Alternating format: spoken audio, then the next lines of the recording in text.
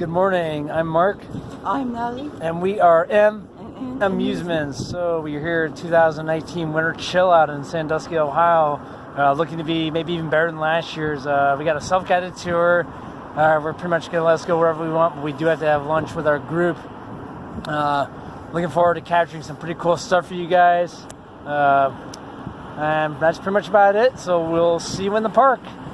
Okay, we are in, and you guys see we got these wonderful, lovely hats this year. Definitely worth coming if you're getting that kind of stuff. It is cold, guys. We are not going to lie to you. It is like at least 20 to 30 degrees. Probably colder than we expected. We thought it was going to be 50, and we're freezing our rear ends off. So this is a self-guided tour. We're going to check out what's going on in the Jack Aldrich Theater here. See what's going on in there. Nothing like walking through this park in the empties of winter. Let's see what's going on here. Sweetie, you warm? Oh, yes, I am. Say hi to everybody. Hello. Hey. All right, so we went into the Jack Aldrich Theater. We couldn't record anything in there because it was a lot of stuff they didn't want to announce or let out in the public yet. So, but we can promise you, for those of you that like shows, pretty interesting season coming up for that.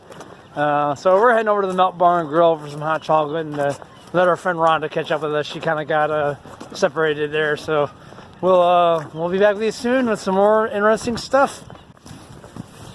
All right, we're heading on our way to the Melt Bar and Grill for some hot chocolate. And anybody needs to use the restroom? Oh, look, our friend Rhonda's here. Say hi, Rhonda. Hi. So it's cold. It is very cold. It could be worse. And it's supposed to get warm, but I just told her supposed to carry is like no weight around here. You know, when you're up on Lake Erie and you got to subtract at least 10 to 20 degrees.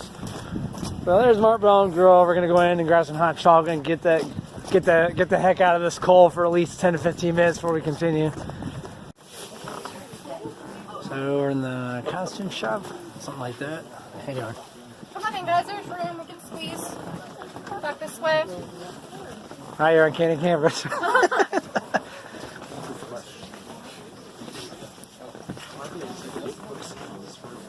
They weren't anticipating people coming in here all at once. There's room in here, guys, if you want to come in. You can stick back in there. There's some room. I don't know how many people are out there. What? What, really? There was no sun in Cali. There was hail, actually, so that was fun. Yeah, right? Hey, Alex, smile. You've now been on M&M. There it is, am I on the video? Love that. Good morning, everyone. Oh, we're coming. Morning. If people come in, just try and squeeze in. I don't want anyone to miss out. I know it's a great day to be here at Cedar Point. Sorry, I'm meeting a mint. Welcome to the costume shop. My name is Savannah. I'm an operations supervisor here at Cedar Point. This is my 5th season here in Live-E. I've done a little bit of everything. You name it, I've probably done it here at Live-E. So Carrie is our costume designer. She unfortunately cannot be here this morning. She will be coming later today. But she trusted me with her work. So we're going to be talking about last year's Lusty Lil's French Review. It'll be back for this year. But I just don't have anything tangible to show you for the new shows this year. I wanted you to see something.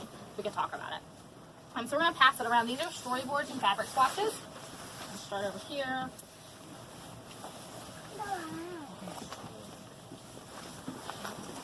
So this one over here. Y'all can grab that one. Should be behind it as well. You're welcome. So we know about a year in advance if we're going to get a new show or not. We just know it's going to be new. That's all we know. For this one, about September, October, we knew that corporate wanted Lusty Lil to go to France. That's all we knew. So like, okay, what can we do to work with this? How are we going to make this work? So we decided Lil and all of her friends were going to go to different countries. And Dakota Dan, who's in the show, he's a hot mess. Bless him. But he gets lost a lot. So we end up in all these different countries. So once we picked the countries, Carrie was able to start her design work. So we went to Ireland, Spain, America, and we ended up in France. So each of the costumes tell that story. You look at these costumes and you can tell, oh, we're in Spain. Okay, perfect. I don't have to be told we're in Spain. And that's the point of costumes, is to help tell the storyline. It's It's not to, flash or anything. You want to tell the story. So, like in Ireland, it's lots of greens, lots of browns, a very earth tony. The girls have curly hair. It matches Ireland. America is red, white, blue, stars, sequins, very in your face. Okay, so I haven't been up here in a long time. I was up here for way earlier Coaster Mania back in the early 1990s. But for those of you that don't know, up here is what saved Cedar Point through the Depression. In a lot of years, they had dances every Saturday night. Some of the most big name bands would play here, and it was broadcast on the NBC radio. Let me just give you a focusing on the screen here. There's the stage, and then there's the dance floor, and then people probably came by and sat down just to get off their feet. Like full of cigarette smoke. Yeah, probably. Gross, right? Okay. Yeah, it is. Okay. Oh, Yeah. So the Blue Streak. oh, the Blue Streak track. This is the Blue Streak track. Okay. 5 layers and 2 top layer laminates. We have a side track bolt. That's what this is called. This one here is called a top track bolt. Okay. That is a section that we're getting ready to replace out on the Blue Streak. We're probably going to replace about 300 feet Wow. of that track. So we're coming down to right out of the horseshoe. We're going to replace that much. This one is the Mine Ride post. It's a solid oak railroad tie, basically what it is. It's for the Mine Ride. We replace quite a bit of those every now and then out there on the ride. This is a chunk of the catwalk we're out on the Mine Ride that the guys walk on and stuff like that. This is a footer that we're replacing, that the guys replaced out on the Mine Ride. It was rotted. So they dug out and around there and stuff like that. This stuff is Gemini lumber. This comes from California. It's Douglas fir. It's a different kind of treatment than your regular pressure treatment would.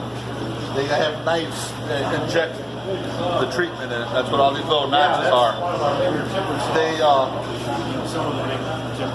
It's a Douglas fir.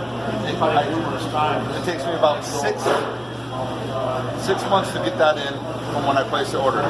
So in June, I'll place an order for the work that's going to happen next year out there on the ride. Oh, that's cool. We have a list of maintaining of what we have to take care of out there on the ride and stuff like that.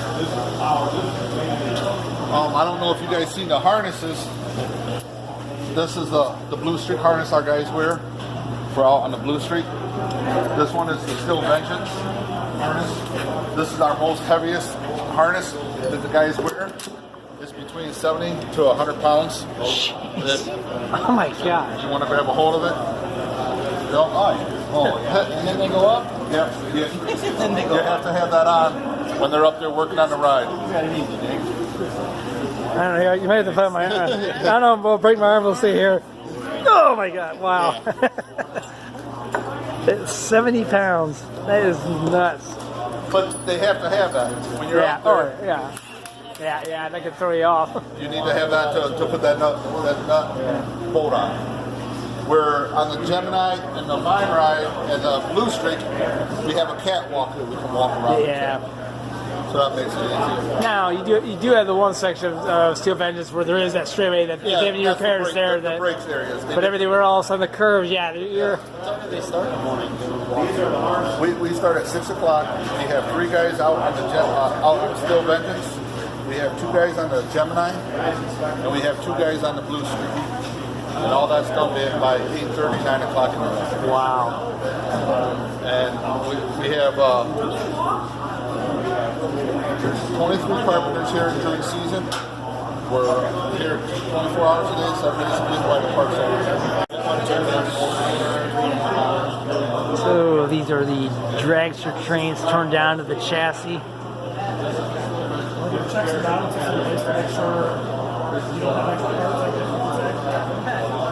We won't have extra parts because we just didn't tear it out. Over there, Where does this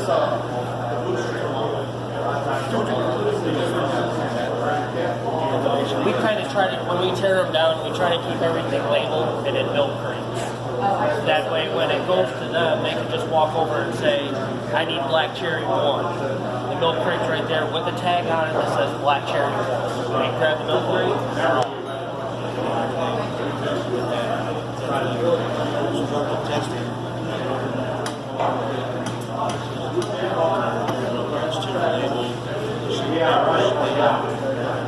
That's pretty cool. How long does it take to assemble these back to their complete form? 2 to 3 days. Wow. For them to reassemble, and it takes us about a day to tear them apart. That's not, yeah, I can. So, like, what was going on with this one? No, it just tear down. Oh, okay. It's getting torn apart to be cleaned and Right. ET'd, all Yeah. the bolts. Be interesting to know what the budget is in the park. You know, how much goes towards repairs, how much goes towards. You know, I don't want to be the accountant for this kind of thing. So, what do you guys just doing your general check for loose stuff? No, basically it was stripped down to bare frame. We're just putting it all back together. Oh, that's now. cool. You know, everything's been tested.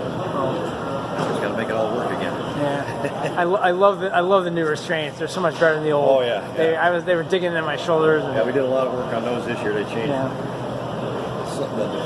That was like a silky. Yeah. They changed that a little bit because it was bunching up. It was a little hard to keep it where it's supposed to be. So, folks, these are the Maverick trains, all torn apart a little bit, getting reassembled to be put back on. Walk over here. We got the Dragster trains. How you doing, man? Good, all right. So these trains done? Yeah, this one's done. We're in last stages. We got to put the body on that so far. Cool. Got some flat bars, put seatbelts on. Makes me know this ride is so much safer. This is my wife's favorite. She loves this. Yep. We do everything to spec. Yeah, one of my. I have a friend who really likes this ride. He's specific to the gold trade. He really likes that. And we finished Gold Trade already, except for the lead. So There you go. You hear that, Adam? If you see this video, your gold train's been worked on. You're in good hands. Black Cherry's got a new paint job on her this year. Oh, really? Red trade. Cool. Now, my favorite seat on this is second to last seat. The G's in that second to last seat because the catch cable comes right under there, and you feel more of the pull. Oh yeah. So what's he doing down there in that? That's our hot seat. That cleans our parts and our wheels. Oh, cool. How long are they usually in there? We can set them. There's a timer on it. We can set it. Wheels, if they're heavier, dirtier, we'll set them 15 minutes. Oh, cool. Get them cleaned up. For our guide, wheels and uplifts. Cool. Thank you. For Millennium's catch car. Oh. So like one of the back trains. What was that? You said what? It's the catch car. Oh, okay. Oh, cool. There's 17 links total. Oh, wow. And there you go, guys. The catch car that you see from a distance, but never up close. No, that's the year.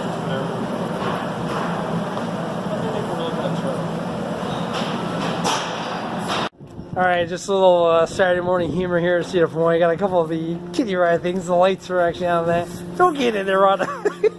You're not gonna fit. Oh.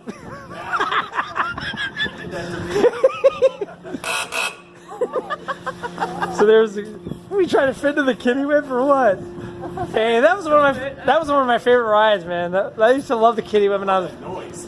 No, I'm talking about this. I used to love the kiddie whip and the helicopters were like the two I'd go between. Exactly. They've been one forever. And the crazy cars. Remember they were called the crazy cars back? I was a kid here. Oh yeah, same here. Alright, there's some of the Maverick trains stored in there for the. Those are probably the ones that are either done or haven't been worked on yet.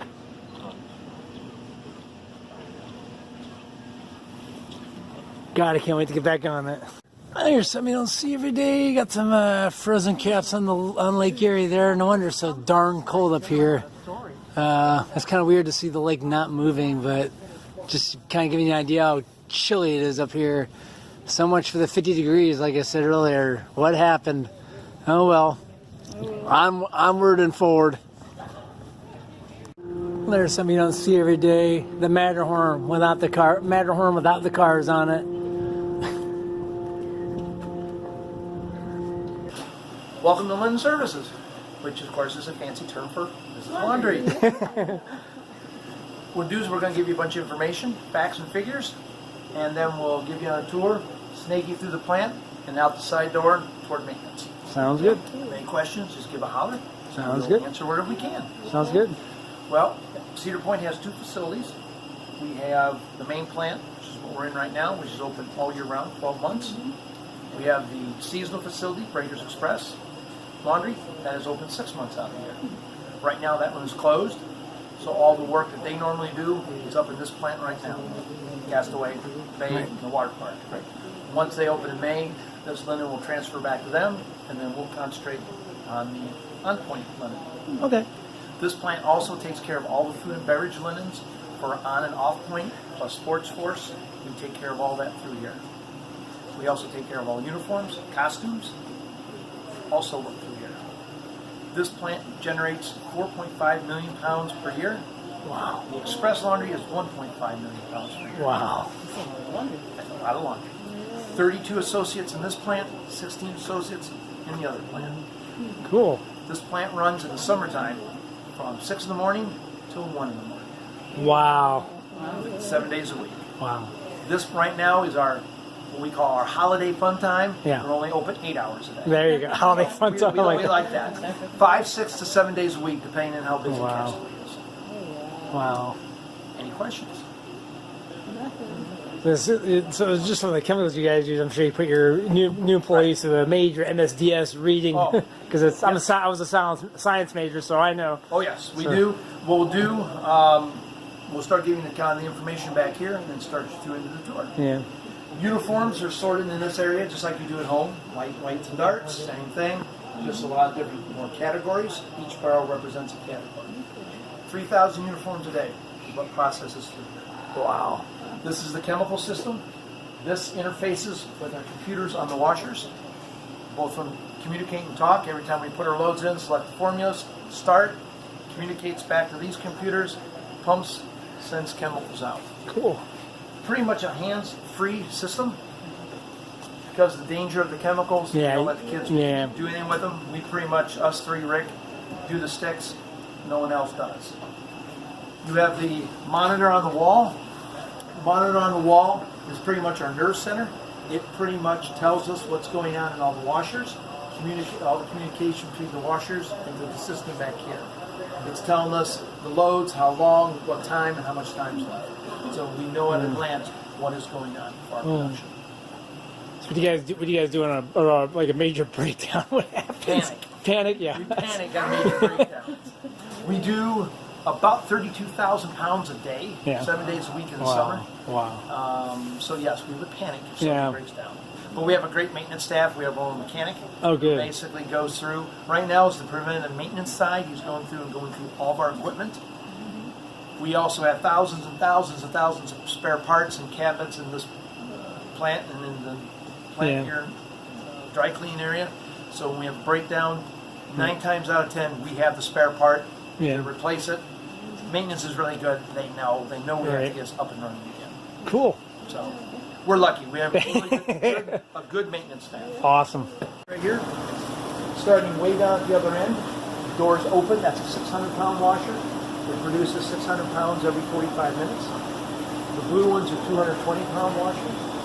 The silver ones behind me and on the side are 165-pound washers. And then you have the smaller washers off to the side. The blue ones are brand new. They just came in May. Those 4 washers, plus to install them, was about $250,000 just for this equipment. Wow. Longevity of the equipment is about 30 years. I will be retired before they leave. I guarantee it. Alright, so here we are waiting in the line. There's a sign above. Look at this sign. It's crazy. So this is the book that John Hildebrandt wrote called Always Cedar Point, and we're going to get signed. So another book to add to our collection of books that neither of us have probably read yet. I know I'm still reading the Dick Kinsel one that he wrote a few years back. So, you know, we've had a blast today. This lady was on a Cedar Point memories video on TV, or a special on TV a long time ago. A long time ago. And were you the one that did the comparison of the boys to the... Yes, and now they're like this. Yeah.